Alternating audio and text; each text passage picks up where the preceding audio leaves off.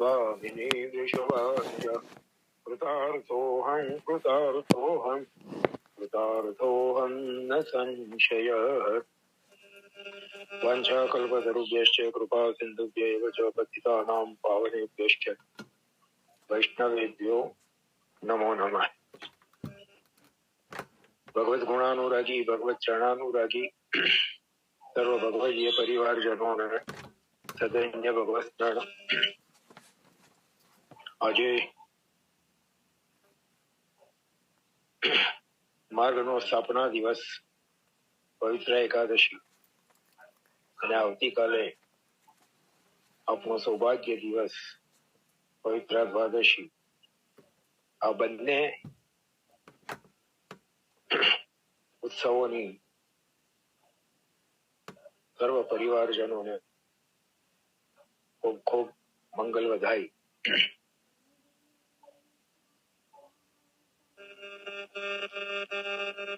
શ્રી ગોકુલાષ્ટકના ક્રમમાં શ્રી ગોકુલાષ્ટકના શ્લોકોનું શ્રી ગોકુલનાથજીએ કરેલી ટીકાના આધારે પરમ ભગવદીય શ્રી રમેશ ભાઈએ આપણને રસપાન કરાવ્યું। ત્યારબાદ શ્રી ગોકુલમાં સ્થિર વાસ કરીને રહેલા ભગવદીઓના ચરિત્રો જોયા। આજે આપણે ત્યારબાદ ગઈકાલે ગયા અઠવાડિયે ગોકુલનું મહાત્મ્ય પવિત્ર એકાદશીના દિવસે પ્રભુનું ગોવિંદ ઘાટ ઉપર પ્રાગટ્ય આ પ્રસંગો પણ આપણે જોયા। આજે શ્રી ગોકુલમાં વિરાજમાન બેઠકોના પરિચયનો ઉપક્રમ આપણે લઈ રહ્યા છીએ। આજે અહીં શ્રી મહાપ્રભુજીના 3 બેઠકજી અને શ્રી ગુસાઈજીના પણ 3 બેઠકજી બિરાજે છે। પહેલા બેઠકજી શ્રી ગોવિંદ ઘાટના બેઠક શ્રી યમુનાજીના કિનારે ગોવિંદ ઘાટ ઉપર ચોકરના વૃક્ષ નીચે આ પ્રથમ બેઠકજી બિરાજે છે। અગાઉ આપણે જોયું કે શ્રી યમુનાજીએ શ્રી મહાપ્રભુજીને સાક્ષાત દર્શન આપ્યા અને શ્રી મહાપ્રભુજીએ શ્રી યમુનાષ્ટક રચી શ્રી યમુનાજીની સ્તુતિ કરી અને શ્રી યમુનાજીએ શ્રી વલ્લભને ગોવિંદ ઘાટ અને ઠકરાણી ઘાટના સ્થાન બતાવ્યા હતા। શ્રી મહાપ્રભુજીએ અહીં બિરાજી શ્રીમદ ભાગવતનું પારાયણ કર્યું। પારાયણની પૂર્ણાહુતિ થઈ એ દિવસે શ્રાવણ સુદ 11 આજના દિવસ શ્રી ઠાકોરજીએ સાક્ષાત પ્રગટ થઈ શ્રી મહાપ્રભુજીને દર્શન આપ્યા અને દૈવી જીવોને બ્રહ્મ સંબંધ દીક્ષા આપવાની આજ્ઞા કરી તેમજ નિવેદન મંત્ર આપ્યો। શ્રી મહાપ્રભુજીએ શ્રી ઠાકોરજીને પવિત્ર અને મિશ્રીનો ભોગ ધરી શ્રી મધુરાષ્ટકની સ્તુતિ કરી એ જ સ્થાનમાં આ બેઠકથી બિરાજે છે। શ્રી મહાપ્રભુજી અને શ્રીનાથજીના બેઠકથી સાથે સાથે બિરાજે છે। વૈષ્ણવો દર્શન જારી ચરણ સ્પર્શનો લાભ લે છે। અહીં પુષ્ટિ માર્ગનું પ્રાગટ્ય થયું હોવાથી આ બેઠકજીનો ક્રમાંક પ્રથમ છે, પહેલા બેઠકજી ગણાય છે। શ્રી ગોકુલનાથજીએ પણ બેઠક ચરિત્રનો આરંભ આ બેઠકજીથી કર્યો છે। શ્રી ગોકુલમાં વિરાજમાન શ્રી મહાપ્રભુજીના બીજા બેઠકજી છે શ્રી બડી બેઠક। શ્રી મહાપ્રભુજી શ્રીમદ ગોકુલમાં વિરાજતા ત્યારે આપ શ્રી સંધ્યાવંદન જપપાઠ શ્રીમદ ભાગવત પારાયણ વગેરે ગોવિંદ ઘાટ ઉપર કરતા, પરંતુ આજે ગોવિંદ ઘાટના પાછળના ભાગમાં શ્રી દ્વારકાધીશજીના મંદિર પાસે જ્યાં બડી બેઠક આવેલી છે ત્યાં આપ સામગ્રી સિદ્ધ કરતા, શ્રી ઠાકોરજીને ભોગ ધરી ભોજન કરી બપોરના સમયે વિશ્રામ અને ભગવદ વાર્તા કરતા। એક વખત વૃંદાવનના સંતો મહંતોએ વિચાર કર્યો કે આપણે શ્રીનાથજીની સેવા કરી, ત્યારે શ્રીનાથજીએ અમને આજ્ઞા કરી કે મારી સેવા તો શ્રી મહાપ્રભુજી કરશે, તમને કેવલ ભગવત નામ સ્મરણનો અધિકાર છે, માટે તમે મારું નામસ્મરણ કરો। આથી આ સંતો મહંતોને શ્રી મહાપ્રભુજીની ઈર્ષ્યા આવી। એમણે શ્યામાનંદ નામના એક વિરક્ત સાધુને શ્રી મહાપ્રભુજી પાસે ગોકુલ મોકલ્યા। શ્યામાનંદ ગોકુલ આવ્યા ત્યારે શ્રી મહાપ્રભુજી અહીં બપોરે બડી બેઠકના સ્થાનમાં વિશ્રામ કરતા હતા। શ્યામાનંદ પોતાના ઈષ્ટદેવ શાલિગ્રામજીનો બટવો બેઠક પાસે આવેલા શોકરના વૃક્ષની ડાળીએ લટકાવી શ્રી મહાપ્રભુ પાસે ગયા. શ્રી મહાપ્રભુજીના દર્શન કરી બહાર આવ્યા ત્યારે એમનો બટવો દેખાયો નહીં. ત્યારે એમણે શ્રી મહાપ્રભુજી પાસે જઈને ફરિયાદ કરી કે આપના સેવકોએ મારો બટવો ચોરી લીધો છે. મારા સેવકો કદી ચોરી કરે નહીં, તમે ફરી જઈને તપાસ કરો. શ્યામાનંદે પાછા આવીને જોયું તો વૃક્ષની પ્રત્યેક ડાળી ઉપર પોતાના બટવા જેવા જ અનેક બટવા લટકતા જોયા. આથી એમને આશ્ચર્ય થયું. એમણે ફરી શ્રી મહાપ્રભુજી પાસે આવીને કહ્યું, મહારાજ, ત્યાં તો અનેક બટવા છે, એમાંથી હું મારો બટવો કેવી રીતે શોધું? શ્રી મહાપ્રભુજીએ મંદ મંદ સ્મિત કરતા આજ્ઞા કરી, શ્યામાનંદજી, તમે તમારા ઈષ્ટદેવને ઓળખી શકતા નથી તો સેવા કેવી રીતે કરશો? જાઓ, પરિવાર જઈને જુઓ. તેઓ બહાર આવ્યા, જોયું તો વૃક્ષ પર પોતાનો એક જ બટવો લટકતો જોયો.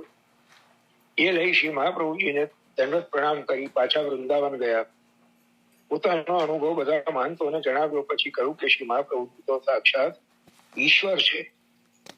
એકવાર શ્રી મહાપ્રભુ ગોકુળમાં વિરાજતા હતા. આપ શ્રી એક ધોતીનું પલનું બનાવ્યું, એમાં શ્રી નવનીત પ્રિયજીને પધરાવીને મહોત્સવ મનાવ્યો.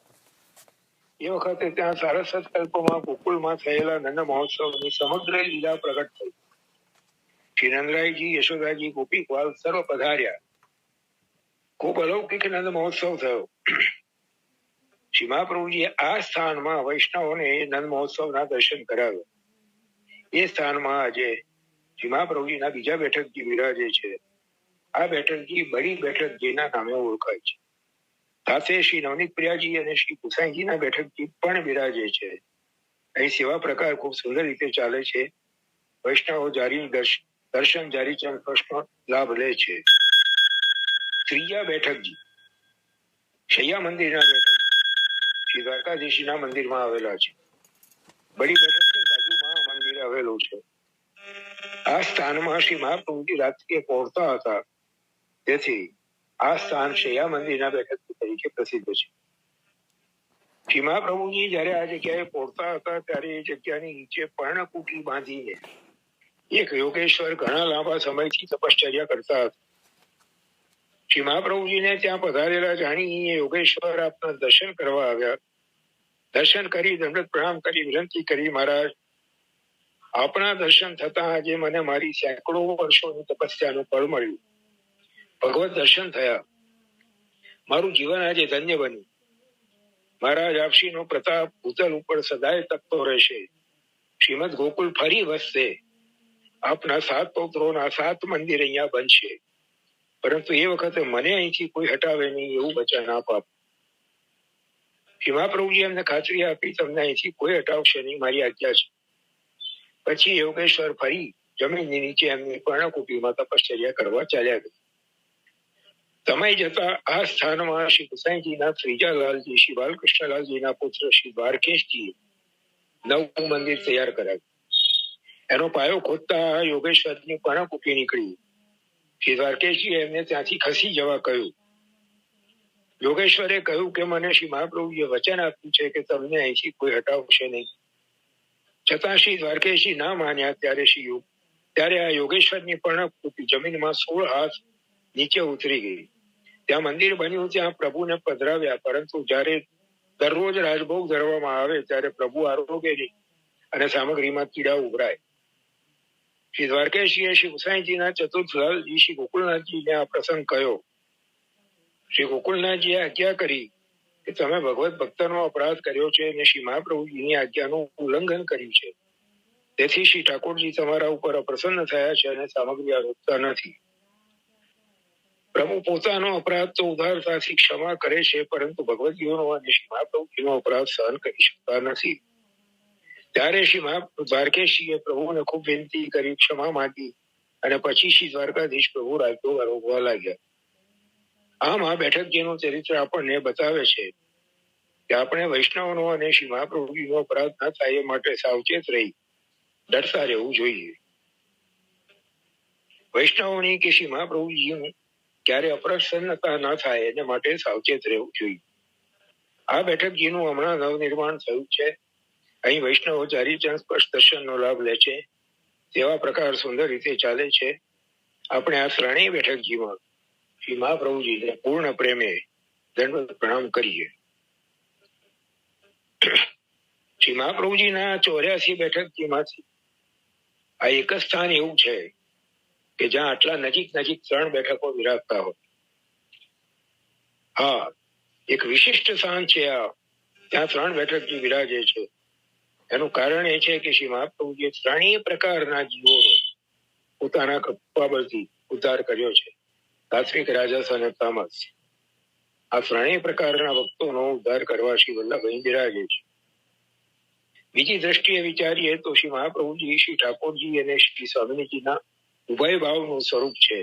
માટે આ ત્રણેય સ્વરૂપોના ભાવથી 3 બેઠકથી બિરાજે છે. ગોવિંદ ઘાટના બેઠક એ પુષ્ટિ માર્ગનું પ્રાગટ્ય સ્થાન છે. ત્યાં જઈએ ત્યારે ત્યાં બિરાજતા શ્રી ઠાકોરજી અને શ્રી મહાપ્રભુજીની સેવા કરી, ભોગ કરી આ સ્વરૂપોના સાનિધ્યમાં બેસી બ્રહ્મ સંબંધ મંત્રનો પાઠ અવશ્ય કરવો. બડી બેઠક અને શ્યા મંદિરના બેઠકજીઓના સ્થાનમાં આપે શ્રીમદ ભાગવત પારાયણ કર્યાનો ઉલ્લેખ તો નથી મળતો, પરંતુ આ બંને સ્થાનમાં આપ શ્રી બિરાજ્યા છે. આ ત્રણેય બેઠકજીઓમાં બિરાજતા શ્રી મહાપ્રભુજીને આપણે પ્રેમપૂર્વક સાષ્ટાંગ દંડવત પ્રણામ કરીએ.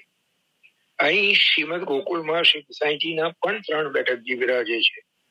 એમાંના પહેલા 2 બેઠક ચરિત્રના લેખમાં પ્રસિદ્ધ છે. ત્રીજા સંધ્યાવંદનના બેઠકજી બેઠક ચરિત્રના ગ્રંથમાં પ્રસિદ્ધ નથી. પહેલા બેઠકજી શ્રી ગુસાઈજીના શ્રી ગોકુલનાથજીના મંદિરમાં બિરાજે છે. અહીં શ્રી ગુસાઈજીએ સૌ પ્રથમ શ્રી નવનીત પ્રિયજીને પધરાવીને ગોકુળવાસ કર્યો હતો. અહીં આપ શ્રી નિત્ય વિરાજતા હતા. અનેક વખત શ્રીમદ ભાગવતનું પારાયણ આપ શ્રી આ સ્થાનમાં કર્યું છે. તેથી જ આપ શ્રી આસુર વ્યામો લીધા કરી એ પછી પણ આપના જ્યેષ્ઠ પુત્ર શ્રી ગિરધરજીને અહીં આપના સાક્ષાત દર્શન થતા હતા. માટે શ્રી ગિરધરજી કદી ગાદી પર વિરાજીને સંધ્યાવંદન ન કરતા, પરંતુ શ્રી ગુસાઈજીના બેઠકજીની સામે બેસીને સંધ્યાવંદન કરતા હતા. એક દિવસ શ્રી ગોકુલનાથજીએ પોતાના મોટા ભાઈ શ્રી ગિરધરજીને વિનંતી કરી કે શ્રી ગુસાઈજી પછી આ ગાદી પર બિરાજવાનો આપનો અધિકાર છે, છતાં આપ ત્યાં કેમ બિરાજતા નથી? ત્યારે શ્રી ગિરધરજીએ આજ્ઞા કરી કે મને અહીં ગાદી ઉપર બિરાજીને સંધ્યાવંદન કરતા શ્રી ગુસાઈજીના હંમેશા દર્શન થાય છે. આપ પણ દર્શન કરો. શ્રી ગોકુલનાથજીને પણ શ્રી ગુસાઈજીના દર્શન થયા. શ્રી ગુસાઈજીનું સંધ્યાવંદન કરતું અદભુત સ્વરૂપ હતું, જેનું વર્ણન ગાયન કુંજાલય સ્થાસન મુખ વિલસત એ શ્રી ગુસાઈજીના ધ્યાનના શ્લોકમાં ખૂબ સુંદર રીતે કરવામાં આવ્યું છે. શ્રી ગોકુલનાથજીને પ્રતીતિ થઈ કે શ્રી ગુસાઈજી પોતાના અલૌકિક સ્વરૂપે સદા સર્વદા અહીંયા બિરાજે છે. આવું ચરિત્ર આપે આ બેઠકજીમાં પ્રગટ બતાવ્યું છે.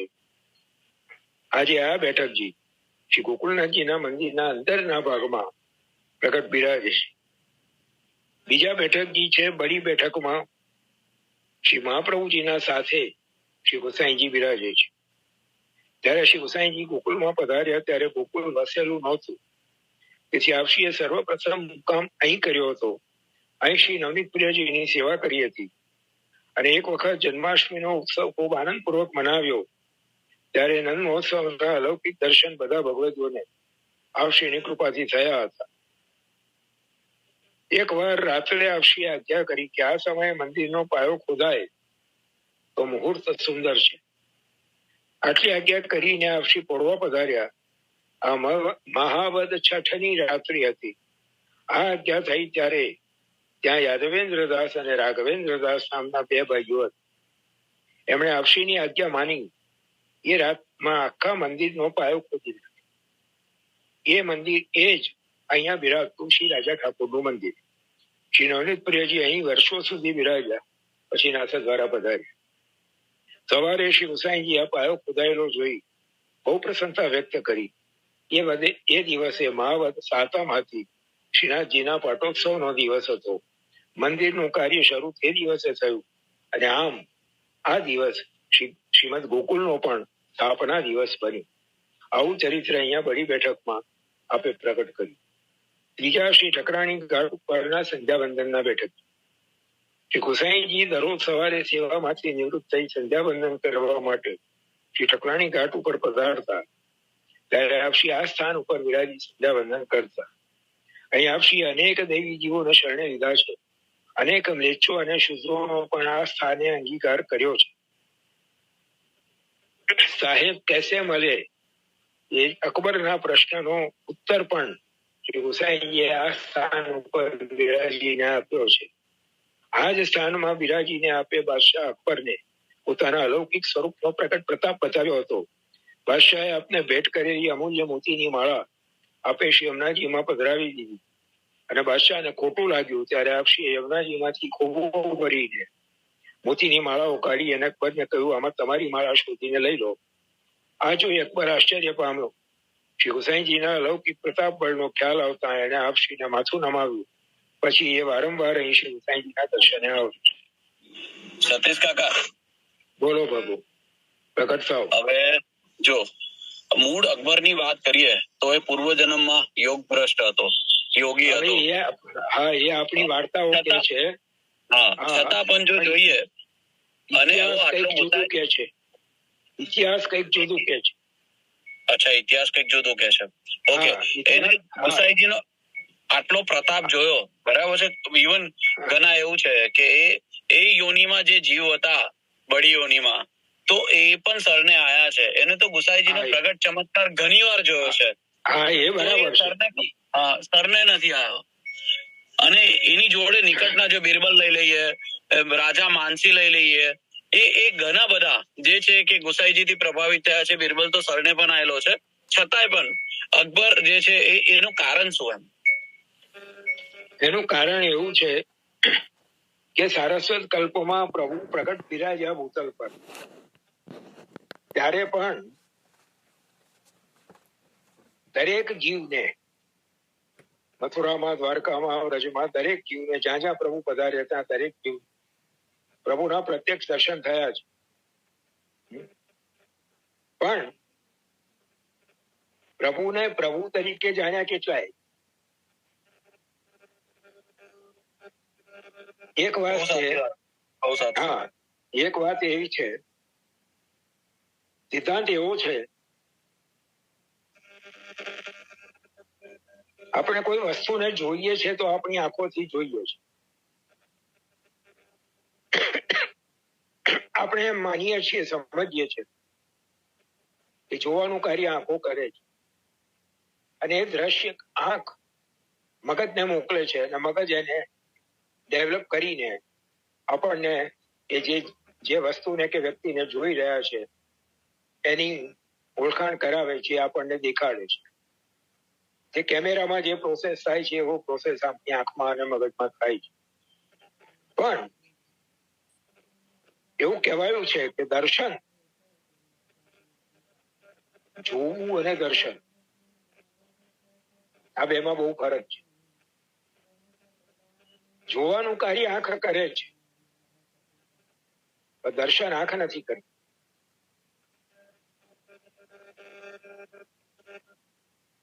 દર્શન મન કરે છે.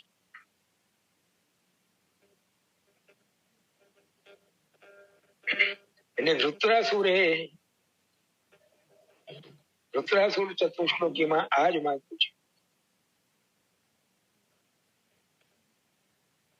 કે મન આપણા દર્શનને ઝંખે છે. આંખ દર્શનને ઝંખે છે એવું નથી. મન દર્શનને ઝંખે છે. દર્શન ત્યારે થાય છે કે જ્યારે મન આંખમાં આવીને બેસે. મન આંખમાં આવીને બેસે મતલબ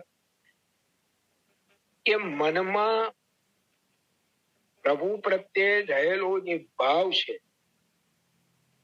એ ભાવ જ્યારે આંખમાં આવીને બેસે ત્યારે દર્શન થાય છે. એટલે દર્શન અને જોવું આ બેમાં બહુ અંતર છે. એ જ રીતે પ્રભુના પ્રગટ સ્વરૂપને સારસ્વત કલ્પોમાં પ્રભુના પ્રગટ અવતાર કાળમાં કેટલાઓએ જોયું એમાંથી દર્શન એને થયા કે જેને પ્રભુ કરાવવા માંગે છે. જેમ વેણુ ગીતમાં કહ્યું, શ્રી મહાપ્રભુજીએ સમજાવ્યું કે વનમાં રહીને પ્રભુએ વેણુનાદ કર્યો તો બ્રજમાં રહેલા કેવલ ગોપીજનોને જ સંભળાય. એમને જ સંભળાવ્યો કે જેમને પ્રભુ સંભળાવવા માંગે છે. એ જ રીતે રાસમાં વનમાં રહેલા પ્રભુનો વેણુનાદ એમને જ સંભળાવ્યો કે જેમને પ્રભુ રાસમાં સંમેલિત કરવા માંગે છે. એટલે શ્રી ગોસાઈજી કે શ્રી મહાપ્રભુજી પણ ભૂતલ પર જયારે પ્રગટ બિરાજ્યા ત્યારે અનેક મનુષ્યો, અનેક વ્યક્તિઓ આપશ્રીના સંપર્કમાં આવ્યા. પણ અને તમે જેમ કીધું એમ કે ઘણા વ્યક્તિઓએ આપણા પ્રતાપનો પણ પરિચય કર્યો, છતાં પણ જે અધિકારી છે એમને જ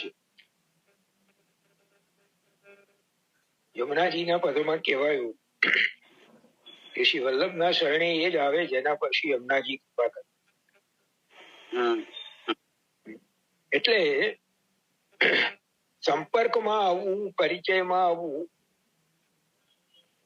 એક અલગ વાત છે. એનાથી વધીને જેના પરિચયમાં આવીએ છે એની સાથે આત્મીયતા પ્રસ્થાપિત થવી એ એક અલગ વાત છે. અને આત્મીયતા પ્રસ્થાપિત થયા પછી જે સમર્પિત થવાની ભાવના એ એના પછીની વાત છે. એટલે અહીંયા જે આપણે વારંવાર ચર્ચા કરીએ છીએ, વરણ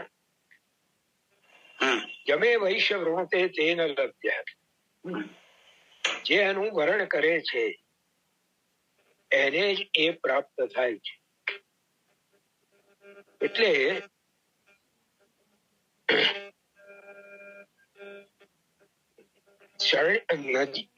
પરિચયમાં આવ્યા કે સંપર્કમાં આવ્યા કે એ બધા જ શરણે નથી આવ્યા, તો એની પાછળનું સ્પષ્ટ કારણ આ છે.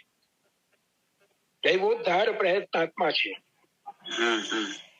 સર્વોદ્ધાર પ્રયત્નાત્મા નથી. એટલે જે વ્યક્તિઓ, હવે આપણે ત્યાં અકબરના શ્રી ગોસાઈજી સાથેના જે પ્રસંગો નોંધાયેલા છે, અકબરે એની બેગમે જે પરવાનાઓ શ્રી ગોસાઈજીને અને જહાંગીરે પણ શ્રી ગોકુળનાથજીને જે પરવાનાઓ આપ્યા છે, જે વિશેષાધિકારો આપ્યા છે, એના કારણે અકબરને આપણે ત્યાં એક અલગ રીતે એનું ચરિત્ર ચિત્રણ કરવામાં આવ્યું છે. અને ભલે બધા ધર્મો પ્રત્યે એનો સમભાવ હતો, હિન્દુઓ પ્રત્યે દ્વેષ નહોતો, છતાં પણ એના વ્યક્તિત્વની બીજી બાજુ જે ઇતિહાસમાં બતાવવામાં આવી છે એ અલગ હતી. એટલે આપણે એની ચર્ચામાં પડવું નથી. બીજો એક ભાવ એવું પણ વિચારી શકાય ને કે પુષ્ટિ કાયના નિશ્ચય, એટલે જે જીવ જે પ્રભુના શ્રીઅંગની સૃષ્ટિનો જીવ છે એના વિચરણ વખતે એનું ફળ નક્કી થઈ ગયું હોય એ જ જીવ શરણાગત થાય એવું પણ વિચારી શકાય. બીજ ભાવ વરણ કહીએ કે બીજ ભાવ કહીએ, જો પ્રવાહી નો છે, કારણ કે મહાપ્રભુજી આ સિદ્ધાંત સમજાવ્યો છે કે જયારે વિચરણ થયું જીવનું બ્રહ્મમાંથી, ત્યારે જ પ્રત્યેક જીવ માટે પ્રભુએ નક્કી કરી રાખ્યું છે કે આની પાસે આ પ્રકારનું કર્મ કરાવીને એને આ પ્રકારનું ફળ હું આપીશ. એટલે એ જે પ્રભુએ નક્કી કર્યું એના 3 પ્રકાર શ્રી મહાપ્રભુજીએ સમજાવ્યું: પ્રવાહ, મર્યાદા અને 3ના મિશ્રણથી બનેલો ચોથો પ્રકાર શ્રી મહાપ્રભુજીએ બતાવ્યો ચારસણી. એટલે જેનું જે પ્રકારે વરણ એના વિચરણ વખતે પ્રભુએ કર્યું છે. અને વરણના અનુસાર જે બીજ ભાવ પ્રભુએ એનામાં સ્થાપિત કર્યો છે એ પ્રકાર એને જ અનુસરીને એ જીવ એ જ પ્રકારના કાર્યો કરવાનો છે અને એ જ પ્રકારના ફળ પામવાનું છે. બસ આટલું તારતમ્ય એની અંદર આપણે સમજવાનું છે. બહુ સુંદર સમજાવ્યું. આપણે ઘણીવાર જોઈએ હમણાં એવું છે 3-4 અઠવાડિયા પહેલા કુંમનદાસજીના પ્રસંગમાં આવી હતી ત્યારે થોડી ચર્ચા થઈ હતી, પણ આપણે ખૂબ સુંદર સમાધાન આપ્યું. કેમ કે એમને ગુસાઈજી જયારે કહે છે તો કહે છે કે 1.5 પુત્ર છે, એ જીવ પર પ્રભુ આટલી કૃપા કરે છે, એના વગર ક્ષણ નથી રહી શકતા.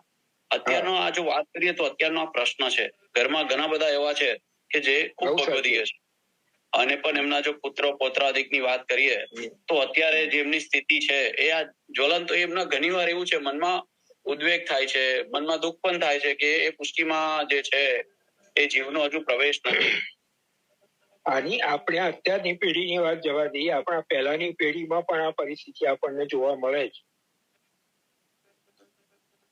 આપણા પૂર્વ પટ્ટીના ઘણા ગામોમાં એવા ભગવદીઓ થયા છે અને એમના વંશજોમાં અત્યારે આપણને એ સંસ્કાર કે એ વારસો નથી જોવા મળતો. અત્યારે પણ એ પરિસ્થિતિ છે. તો એમાં ભગવદ ઈચ્છા, જેમણે પોતાના સંતાનોને કે પોતાના પરિવારજનોને પ્રભુ પ્રત્યે વાળવાનો પ્રયત્ન કર્યો એ ધન્યવાદને પાત્ર છે. કારણ કે એ નિવેદનના સિદ્ધાંતના હાર્દને સમજ્યા કે મેં સમર્પણ મારું એકલાનું નથી કર્યું, મારી સાથે જોડાયેલી મારી હંતા અને મમતા જેમાં છે એ બધી જ વસ્તુઓને વ્યક્તિઓનું સમર્પણ કર્યું છે. તો એમનો પણ વિનિયોગ પ્રભુમાં થાય એ હેતુથી એમણે પોતાના પરિવારજનોને પ્રભુ પ્રત્યે વાળવાનો પ્રયત્ન કર્યો. એ ખરેખર ધન્યવાદને પાત્ર છે. પણ ઘણી વાર એવું જોવા મળે છે કે એ પ્રયત્નોનું પણ કોઈ પરિણામ આવતું નથી. એમના પ્રયત્નો છતાં એમના પરિવારજનો અનુકૂળ નથી થતા, કાં તો ઉદાસીન રહે છે, કાં તો પછી વશ કમ ટુ વશ પ્રતિકૂળ પણ બને છે. એટલે ત્યાં આપણે ભગવદ ઈચ્છા સમજી લેવા. કાયમ સમર્પણ આપણે પ્રત્યેકનું કરી દીધું, સર્વનું સમર્પણ કર્યું, સર્વ વસ્તુ સમર્પણ. શ્યામ મનોહરજી આ વાતને બહુ સરસ રીતે સમજાવી છે. લૌકિક ઉદાહરણ, આપણે જયારે નિવેદન કર્યું ત્યારે બધું આપી દીધું, પત્ની, પુત્ર, ઘર, પરિવાર બધું આપી દીધું, અંતઃકરણ, એના ધર્મો બધું બોલી ગયા આપણે બ્રહ્મ સંબંધ.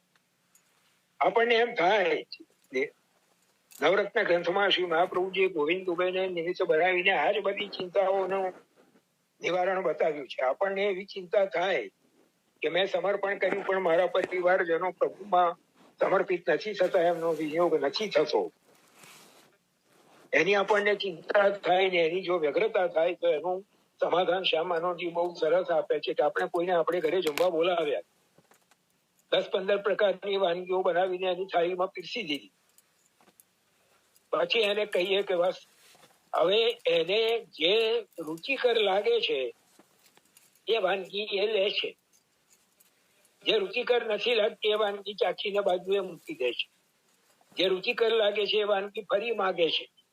હવે આપણે કહીએ કે આ કેમ ના ખાધું, આ તો ખાવું જ પડે, આ કેમ ના આરોગ્યા, આ ના આરોગ્ય તો ના ચાલે, આ તો લેવું જ પડે. તો પેલા એમ થાય કે જમવા બોલાયો છે કે જબરદસ્તી કરવા બોલાયો છે. તો એમ પ્રભુને પણ આપણે બધું સમર્પણ કરી દીધું. હવે પ્રભુને જેનો અંગીકાર કરવો છે એનો કરશે. આપણે પ્રભુને ફોર્સ નથી કરી શકતા કે આનો અંગીકાર કેમ ના કરે, એ પ્રભુની મરજી ઉપર આધારિત છે. એટલે જ્યારે પરિવારમાં કોઈ સમર્પિત જીવન જીવવા તરફ અગ્રસર નથી થતું અથવા માર્ગ પ્રત્યે એટલી રુચિ નથી ધરાવતું, તો એ પણ પરિવારના વડીલના પ્રયત્નો છતાં જો એનું પરિણામ જોઈએ એવું નથી મળતું તો પછી એને આપણે ભગવદ ઈચ્છા સમજવી પડે. આપણે પ્રભુને ફોર્સ નથી કરી શકતા કે આનો અંગીકાર કેમ ના કરો, એવો આપણે ફોર્સ નથી કરી શકતા. પ્રભુ સર્વતંત્ર સ્વતંત્ર છે. એમને જેનો અંગીકાર કરવો છે, જેનું વર્ણન જે પ્રકારે કર્યું છે. ઘણી વાર એવું પણ બને છે કે શરૂઆતમાં એ જીવ ઉદાસીન હોય, કાં તો પ્રતિકૂળ પણ હોય, અને પછી ધીમે ધીમે પ્રભુને જયારે એનો અંગીકાર કરવાની ઈચ્છા થાય ત્યારે એ પ્રતિકૂળમાંથી ઉદાસીનતા તરફ આવે, અને ઉદાસીનતામાંથી પછી અનુકૂળ પણ બને. એવું પણ બનતું જોવા મળે છે. એવા પણ પ્રસંગો છે. હા, એવા પણ પ્રસંગો જોયા છે આપને કે એ ઘરનું વડીલ ગયા પછી કદાચ એમના કરતા સારા ભગવત સેવા કરતા હોય એવા જીવો પણ બની શકે. એને આપણે ભગવત ઈચ્છા ઉપર છોડી દેવું પડે, કારણ કે પ્રભુની લીલા અકળ છે. આપણે એનો પાર પામી શકતા નથી. એમનો શું આશય છે, શું ઉદ્દેશ છે, એ આપણે નથી સમજી શકતા. સાચી વાત છે. ખૂબ સુંદર સમાધાન આપ્યું સતીશ કાકા. ચાલો, આ જ સ્થાનમાં સંધ્યા બંદરના બેઠકજીના સ્થાનમાં આપે અલી ખાન પઠાણ અને એમના દીકરીને શરણે લીધા. નંદદાસજીને સામે કિનારેથી બોલાવીને શરણે લીધા. આ બેઠકજીનું ચરિત્ર બેઠક ચરિત્રના ગ્રંથોમાં પ્રકટ નથી, પરંતુ આ સ્થાનમાં આજે બેઠકજી બિરાજે છે અને સેવાનો પ્રકાર ચાલે છે. આ સિવાય શ્રી ગુસાઈજીના 7 પુત્રોમાંથી 5 પુત્રોના બેઠકજી શ્રી ગોકુળમાં વિરાજે છે. શ્રી મથુરાજીના મંદિરમાં શ્રી ગિરધરજીના, શ્રી દ્વારકાધીશજીના મંદિરમાં શ્રી બાલકૃષ્ણલાલજીના, શ્રી ગોકુલનાથજીના મંદિરમાં શ્રી ગોકુલનાથજીના, શ્રી ગોકુલચંદ્રમાજીના મંદિરમાં શ્રી રઘુનાથજીના, અને શ્રી મદન મોહનજીના મંદિરના ભોયરામાં શ્રી ઘનશ્યામજીના બેઠકજી બિરાજે છે. તદ ઉપરાંત શ્રી વિઠ્ઠલનાથજીના મંદિરમાં શ્રી હરિરાયજીના બેઠકજી બિરાજે છે. શ્રી ગોવિંદરાયજી, બીજા પુત્ર શ્રી ગોવિંદરાયજી અને છઠ્ઠા પુત્ર શ્રી યદુનાથજીના બેઠકજી બિરાજતા નથી. આટલો આ શ્રી ગોકુલમાં વિરાજમાન બેઠકજીઓનો પરિચય આપણે પ્રાપ્ત કર્યો. હવે અહીંયા આપણે આ આખો ક્રમ શ્રી ગોકુલાષ્ટકનો અહીંયા સમાપ્ત થાય છે. શ્રી ગોકુલને વારંવાર દંડવત કરી અહીંયા આપણે આ ક્રમથી વિરામ લઈએ છીએ. જેમ ગયા અઠવાડિયે આપણે બોલો ભાઈ. ઠાકોરજીની કૃપાથી પણ ખૂબ સુંદર ગોકુલનું જે અલૌકિક સ્વરૂપ આપે આ 5 મિનિટ રહી છે. ગોકુલનું જે અલૌકિક સ્વરૂપ આપે તે પ્રગટ કર્યું. ખૂબ આનંદ આવ્યો. ગુસાઈજીએ પ્રગટ કર્યું, શ્રી ગોકુલનાથજીએ સમજાવ્યું, અને પરમ ભગવતીએ શ્રી રમેશભાઈની આડી આપણે એનું રસપાન કરી શક્યા. એટલે હવે ઘણા બધા વૈષ્ણવ અત્યારે આપણા સત્સંગમાં છે, એ પણ અત્યારે વ્રજમાં જ હશે 15 મહિના પછી, તો આ વસ્તુનું ભાવન પણ ત્યાં થઈ શકે. હા, સાચી વાત છે. અને જયારે અલૌકિક સ્થાનનું અલૌકિક ભાવન થાય તો વધારે આનંદ આવે. કારણ કે શ્રી મહાપ્રભુજીએ સ્પષ્ટ આજ્ઞા કરી છે, જ્ઞાતવા પાને મહાન રસ. જાણીને પાન કરીએ ત્યારે મહાન રસની અનુભૂતિ થાય. એટલે વ્રજનું સ્વરૂપ, એટલે શ્રીમદ ગોકુળનું વ્રજનું સ્વરૂપ, બધા સ્થાનોનું જે લીલાઓ છે, જે ચરિત્રો છે, બધું લઈ લીધું. ખાલી 2 વસ્તુ જો વિનંતી છે કે રસખાનજીની સમાધિ છે એના વિશે થોડુંક લઈ લો, અને રમણ રેતી વિશે થોડુંક લઈ લો. રસકાનજી વિશે 2 દિવસ પહેલાની સવારની પોસ્ટ જેમણે વાંચી હશે એમને રસકાનજીના ચરિત્રનો થોડો ઘણો આછો પાતળો ખ્યાલ આવ્યો હશે. એક પઠાણનો દીકરો લૌકિક બાળકના મોહમાંથી, જો હમણાં જેની વાત કરી, વરણની વાત કરી, દીપેનભાઈ તમે વિડીયો ચાલુ રાખો તો બહુ સારું. એક લૌકિક બાળકને જે આસક્તિ હતી એમાંથી પ્રભુએ જે રીતે એમનું વરણ કર્યું અને ખેંચ્યા, અને પ્રભુના ચિત્રને લઈને આખા વ્રજમાં ફર્યા, અને જ્યારે એમને ગિરિરાજજીના મંદિર ઉપર ગયા, ત્યાં અંદર જતા રોકવામાં આવ્યા, ત્યારે એમને એ અંતસ્ફૂર્ણા થઈ કે જેને શોધું છું એ અહીંયા જ છે. અને ગોવિંદ કુંડ ઉપર 3 દિવસ રાત ભૂખ્યા તરસ્યા બેસી રહ્યા અને પ્રભુએ કૃપા કરી. જે શિંગારના ચિત્રમાં દર્શન કર્યા છે એ જ શિંગારમાં પ્રભુ એમને દર્શન ત્યાં પ્રત્યક્ષ આપે છે. રસકાનજી પાછળ પાછળ દોડે છે પણ પ્રભુ પકડાતા નથી. અને પ્રભુ શ્રી ગોકુલમાં શ્રી ગુસાઈજીને આજ્ઞા કરે છે કે આ એક સેવક 3 દિવસથી ભૂખો તરસ્યો બેઠો છે, આપ પધારો ને એનો અંગીકાર કરો, પછી હું એને મારા સ્પર્શનું દાન કરું. અને શ્રી ગુસાઈજી ગોકુલ પધારીને ગોવિંદ કુંડ ઉપર જ રસકાનજીનો અંગીકાર કરે છે. એ રસકાનજીએ જે કૃષ્ણ ભક્તિના પદો રચ્યા છે અને કૃષ્ણ ભક્તિમાં જે રીતે તરબતર થયા છે એ એમના પદો ઉપરથી સમજાય છે. હવે રસકાનજીની વાત કરવા બેસીશું, રસકાનજીના પદોની વાત કરવા બેસીશું તો આખો સત્સંગ ઓછો મળશે. હા, એક જ મિનિટ બાકી રહી છે. એકાદ છંદ રસકાનજીનો સત્સંગના બીજા ક્ષેત્રમાં લઈ અને પછી આગળનો ક્રમ આપણે શકીએ. પણ જે 3 દિવસ સમજો, 3 દિવસે ભૂખ્યા તરસ્યા બેઠા, તો મારું એવું માનવું છે અને વિરોધ કર્યો પ્રભુનો, બરાબર? તો એમના અનેક જન્મોના જે અંતરાયો છે એ દૂર થઈ જાય. હા, એ બધું પ્રભુએ એમાં ભોગવાવી દીધું, ભોગવાવીને એને પોતાના લાયક બનાવી દીધા, બરાબર છે? જેમ વ્રતચર્યામાં વરદાન આપેલા ઋષિ કુમારોને પણ વ્રતચર્યા દ્વારા પોતાના સાક્ષાત સંબંધને યોગ્ય બનાવીને અલૌકિક વસ્ત્રોનું દાન કર્યું છે. એવી જ રીતે એવું સમજાય છે કે અહીંયા રસકાનજીને પણ આ એક નિમિત્ત બનાવીને રસકાનજીના પણ જે કઈક પૂર્વના જે કઈક અંતરાયો છે, જે કઈક પ્રતિબંધો છે, એ બધા પ્રભુએ નિવૃત્ત કરીને એમને પોતાના સાક્ષાત સંબંધની યોગ્યતાનું દાન કર્યું છે. અને શ્રી ગુસાઈજી દ્વારા પછી એમનો અંગીકાર કર્યો છે. બીજો જ આવો પ્રસંગ છે, ગુસાઈજીનો પણ આવો પ્રસંગ છે, જે વેશ્યાનો અંગીકાર કર્યો છે. તો તે વખતે પણ 7 દિવસ એમને જલ નથી લીધું અને અન્ન નથી લીધું, અને પછી કીધું કે હવે મારા પ્રાણ છૂટશે તારે ગુસાઈજી એને અંગીકાર કર્યો છે. તો એ જે જન્મોના જે આખા બધા જે છે કે અપરાધોની નિવૃત્તિ કરી અને પછી રોમ રોમ એવું કે છે, પેલો જે પ્રસંગ જે છે કે પ્રભુ વગર રહી નતા શકતા. એક સંત હવે પ્રાણ જશે. અને એને એવી યોગ્યતાનું દાન કર્યું છે કે અટકાવમાં પણ